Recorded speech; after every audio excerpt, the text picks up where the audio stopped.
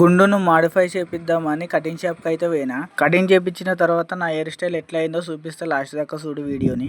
నేను cutting shop కి పోయే లోపల ఈ గుండుగాడు కూడా ఇన్నే ఉండు, ఇంటర్వ్యూ పోతాడంట. మా తాతను గడ్డాన్ని షేప్ పెట్టించుకోయా అంటే మొత్తం క్లీన్ చేసిండు. మేము కటింగ్ చేపించుకోవడానికి కటింగ్ షాప్ కి వస్తే వీళ్ళు మా మీద కామెంట్ చేయనీకి వచ్చిర్రు. వీళ్ళ నోరు మూపియాలంటే ఒకటే పని, వీడియో తీస్తే సైలెంట్ అయిపోతారు ఇద్దరు. మనోడు ఏజ్ లో చిన్నోడే కానీ పనిలో మాత్రం చాలా పెద్దోడు. కటింగ్ చేస్తుంటే మధ్యలో వీడియోలు తీసుకుంటే కొంచెం కథలు పడ్డా. కటింగ్ అయిపోయిన తర్వాత మన లుక్ ఇది. నాకు పెద్దగా తేడా ఏం అనిపించలేదు. ఈ కటింగ్ బాగానే ఉంటది కానీ నా ఇంటికెళ్ళే పలస ఉంటాయి. ఇంటికి పోయి మంచిగా స్నానం చేసిన, ఆకలి అవుతుందని 2 అట్టి పండ్లు తిన్నా. ఈ గడ్డి బొకేని మా తమ్ముడు గారు తయారు చేస్తే మా బొమ్మడిది తీసుకొచ్చి నాకు ఇచ్చిండు. మా తమ్ముడు గారు నేను ఇద్దరం కలిసి 1 లీటర్ థమ్స్ అప్ తీసుకున్నాం. పైసలు ఇచ్చింది అయితే నేనే, అది వేరే విషయం అనుకోండి. ఇద్దరం చెరొక గ్లాస్ తాగేసి ఇంటికి అయితే స్టార్ట్ అయినాం. ఆకలి అవుతుంది అన్నం తిందామని కిచెన్ లో పోయినా. గుడ్డు కర్రీ చేసిరు కానీ అలా గుడ్డు లేదు. ఒక గుడ్డును ఉడకబెట్టుకొని అయితే తిన్నా. కొద్దిసేపటికి మా కోడలు వచ్చింది, ఆమెతో జరసేపు ఆడుకున్నా. కొద్దిసేపు ఆమె క్యూట్ మాటలతో నవ్విచ్చింది. మీరు కూడా వినండి ఆ క్యూట్ మాటలు.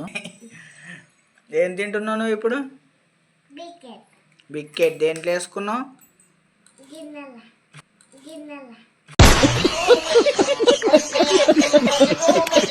నీకేమైంది?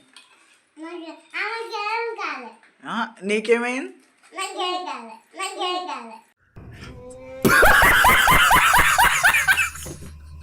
ఈ రోజు ఇలా వీళ్ళతో గడిచిపోయింది. వీడియోకి లైక్ అండ్ ఫాలో చేసుకో మామ.